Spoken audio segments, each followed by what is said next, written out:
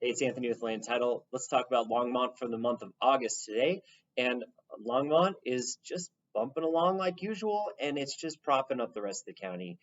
This is an interesting place right now. We've been trending pretty similarly to the 2021 numbers. We've had a little bit more inventory come on the market in this market, but the medians are still rising about that 5.5%, 6% range, at least for our detached single family.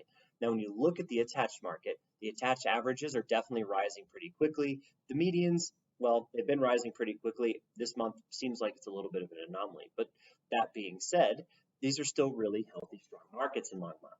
Now, here's how you can really gauge how much more expensive it's getting. The price per square foot in Longmont is going up about 15%.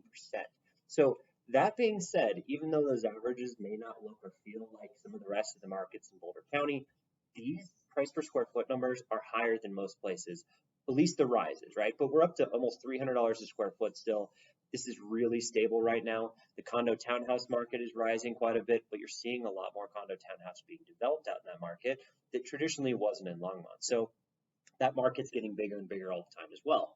Now, the most important part to talk about when we talk about all these markets is what's happening with buyers and sellers. So the supply side, we're seeing rising inventory, but it's looking like it's kind of stabilizing coming into this fall market. That's a good sign, except the one thing that's not great is that we don't have enough listings coming to market right now. We're not on pace with the last few years. Traditionally, we see about 190 to 220 homes come on the market in the month of August, and we're just not quite there this month. We were at 173. So I think some people got a little gun shy with the lack of buyers in the marketplace.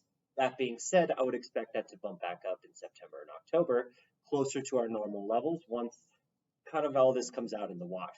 Now, buyer side demand is still at a little bit of a halted pace, and I think it's really down just a little bit more, mainly because you have higher interest rates, you have a lot of uncertainty in there, but this is one of the markets that is actually down quite a bit in pendings.